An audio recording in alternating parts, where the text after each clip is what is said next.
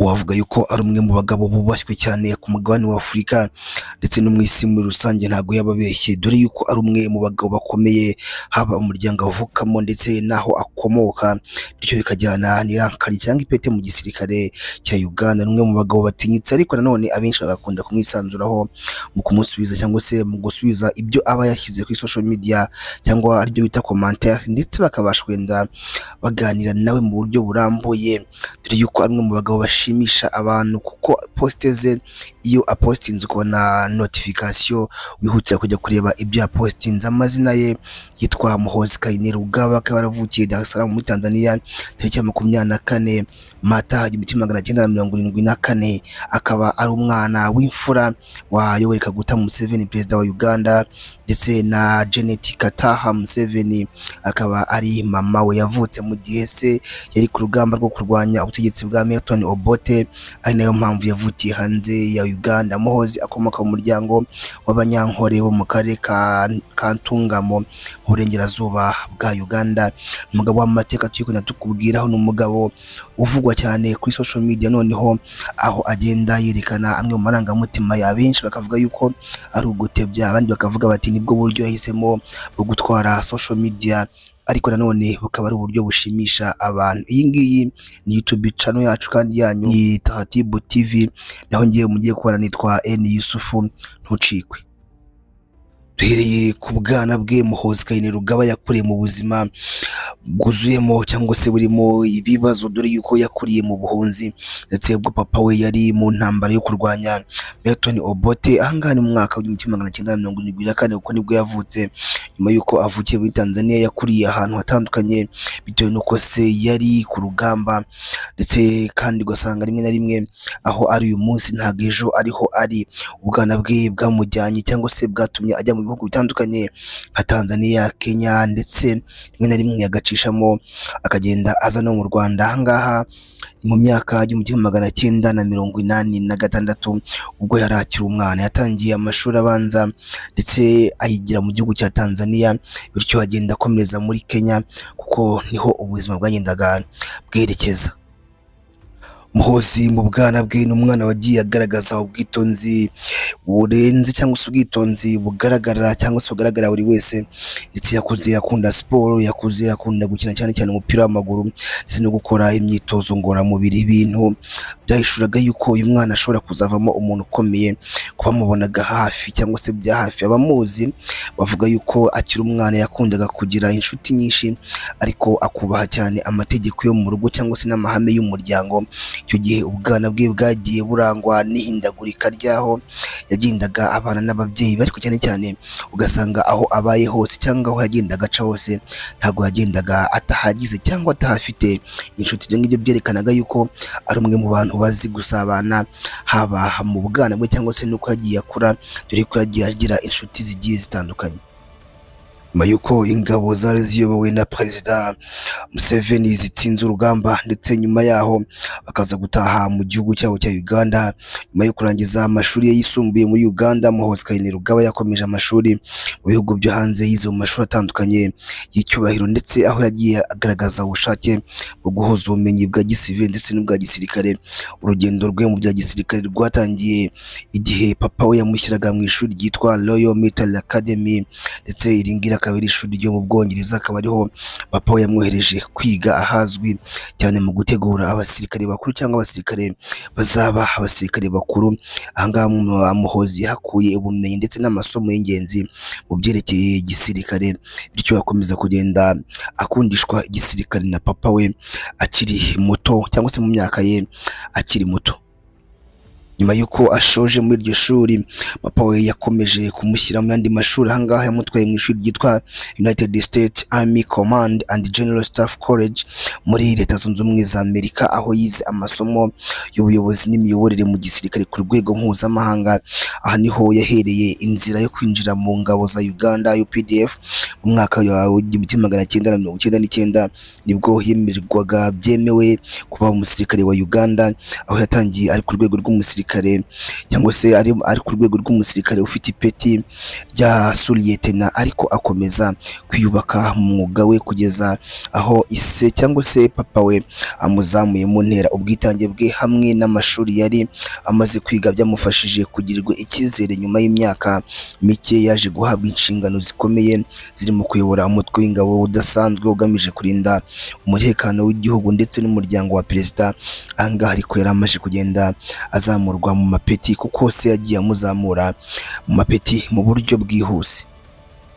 Urugendo rwe rero rwo kwinjira mu gisirikare rwerekanye uburyo yahisemo gukurikira inzira y'akazi ke ndetse akabijyana cyangwa se akabifatanya n'uburyo iwabo n'ubundi bamutoje, ariko akabyinjiranamo mu buryo bwemewe kuko yari afite amashuri ahagije ndetse n'amahugurwa, atari uko babimushyizemo nk'umwana wa perezida, ahubwo yabikoze kubera ko yari afite ubushobozi bwo kubikora, ndetse bityo abenshi bavuga yuko cyari cyo gihe, ndetse dore yuko amwe mu mashuri yari yarize akomeye ya gisirikare cyangwa se amahugurwa yari yaragiye afata byose byamuhaga kuba yakora igikorwa cyangwa uburyo bwo kugira ngo ayobore cyangwa se ari we ushingwa nk'ibyo bari bamaze kumushinga icyo gihe byo kuyobora umutwe w'ingabo zidasanzwe. Subiye inyuma gato, twifuje kukubwira muri bumwe cyangwa se amwe mu maranka yagiye abona.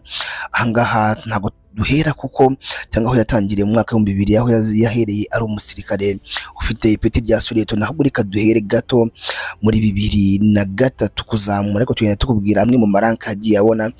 Ahangaha 2003 yagizwe cyangwa se yashyizwe mu mwanya wo kurinda abayobozi bakuru cyangwa se ayobora Special Forces Group, ndetse igamije gucunga umutekano w'igihugu ndetse n'abayobozi bakuru b'igihugu. Mwaka wa 2008 dore yuko yamaze kuzamurwa mu ntera.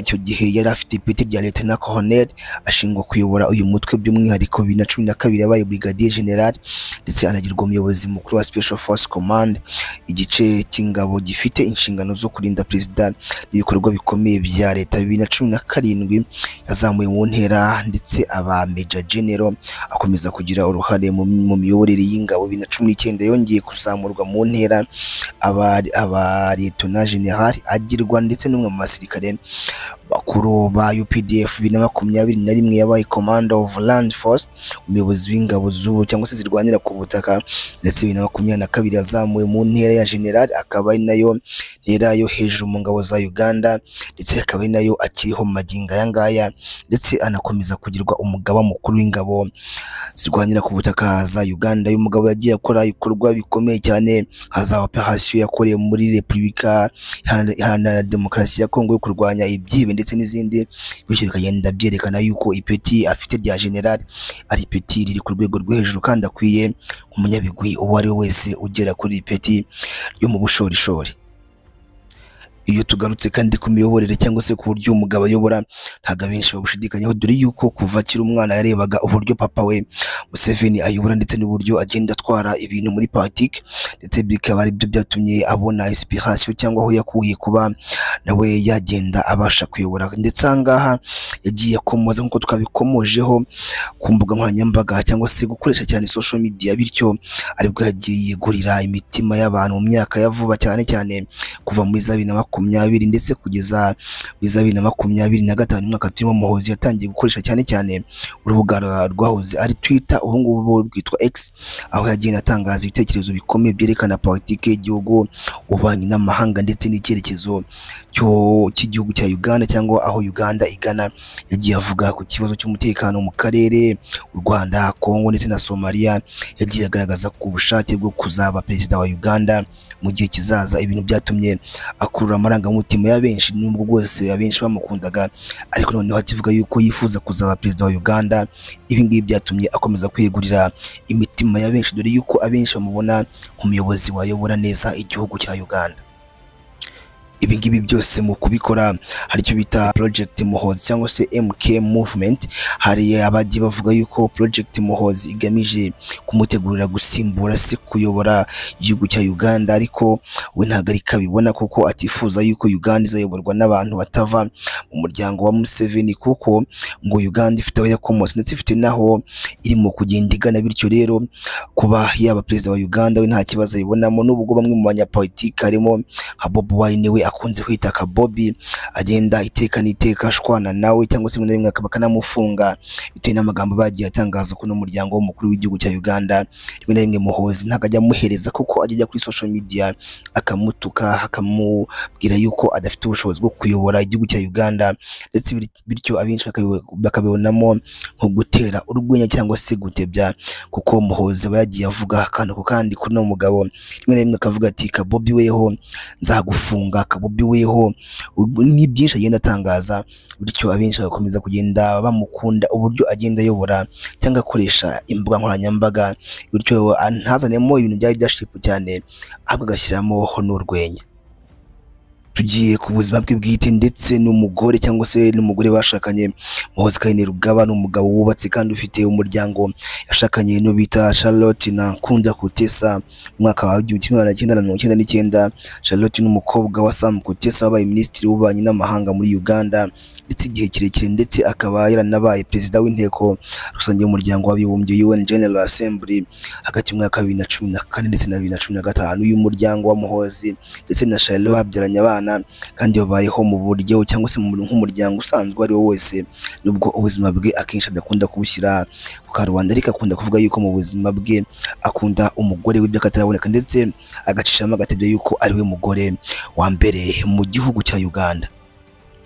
Mu buzima busanzwe Muhoozi Kainerugaba ni umwe mu bantu bazwi cyane nk'umuntu ukunda siporo by'umwihariko umupira w'amaguru, ndetse akaba afite inshuti nyinshi z'abakinnyi cyangwa se abakunzi b'imikino mu gihugu cya Uganda. Akunda kwitabira ibikorwa by'urubyiruko by'umwihariko ibijyanye n'imikino no guteza imbere impano nshya mu mico y'imibereho cyangwa se uburyo abana, asobanura uburyo akunda siporo ndetse uburyo siporo ari ubuzima, kandi umuntu wese ukora siporo aba agomba kugira ubuzima bwiza. Nk'umwe mu bana b'umukuru w'igihugu, iteka akomeza kuba umuyobozi mukuru ndetse agakomeza kugenda acungirwa umutekano wihariye, uretse yuko no kuba ari umugaba mukuru w'ingabo za Uganda, ariko n'ubusanzwe ntabwo bivanaho yuko ari umwana w'umukuru w'igihugu, dore yuko umutekano wa Muhoozi bivugwa yuko ari umutekano wa kabiri kuri perezida cyangwa se kuri papa we.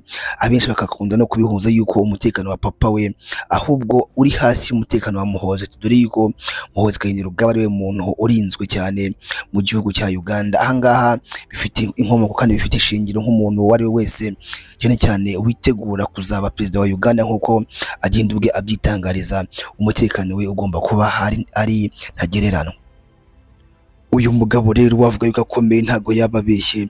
Muhoozi Kainerugaba amaze kubaka izina rikomeye muri Uganda, haba mu gisirikare cyangwa se muri politiki. Abantu benshi bamufata nk'umukandida uzwi cyangwa se nk'umuntu uzaba perezida wa Uganda mu minsi iri imbere, aho ashobora kuzasimbura papa we Yoweri Kaguta Museveni. Yagiye akora ibintu byinshi cyane kuba yarageze ku ntera yo hejuru ku rwego rwa general mu ngabo za Uganda, bimushyira ku rwego rwo hejuru, ndetse akaba n'umuyobozi ukomeye. Ubumenyi yahawe haba mu mashuri mu Bwongereza, muri Amerika n'ahandi, bimugira umwe mu basirikare bafite ubunararibonye ndetse no mu buryo agomba kuyobora ibintu.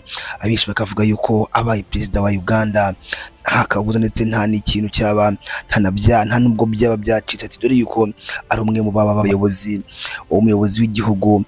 Ati kuko abaye umuyobozi w'igihugu ntago byaba ari ibintu bidasanzwe, kuko afite ubushobozi bwo kuba yayobora igihugu cya Uganda. Muhoozi Kainerugaba yagiye yereka isi yuko ari umwe mu bayobozi bakomeye, kandi atabikomora ku muryango we gusa, ahubwo abikomora ku bushobozi afite, yaba ubwo yakuye mu mashuri cyangwa se uburyo yagiye abaho yicisha bugufi mu buzima busanzwe. Akunda kwita papa cyangwa se uncle cyangwa se wabo perezida wa Repubulika Paul Kagame, dore yuko ari umwe avuga yuko ari umugabo afatiraho urugero, ndetse akamwita afande pike, ndetse akunda kuvuga yuko umuntu uzagerageza kuvuga papa we cyangwa se akavuga perezida Paul Kagame, ati uwo muntu azaba ashaka yuko we na Muhoozi Kainerugaba bashobora kuba baba banzi. Iyi ngiyi ni Tatibu TV, nge nitwa Eni Yusufu. Ushobora kuba wakunze ikiganiro cyacu, jya hasi muri comment tubwire iwo wifuza yuko ubutaha twazakubwira, tukugerayo henshi muri sport, tukugerayo muri politike, tukugerayo mu bashakashatsi, abakinnyi b'umupira w'amaguru ndetse n'ahandi. Jya hasi muri comment tubwire ngo nge ndifuza ko ubutaha mwazambwira kuri kanaka, tukubwira byinshi, tukaguha amakuru yizewe kandi utasanga ahandi. Ibiganiro byacu byo nakagaruka. Ciao ciao, hasta la vista, hasta la manyanya. Turabakunda, Imana ibarinde.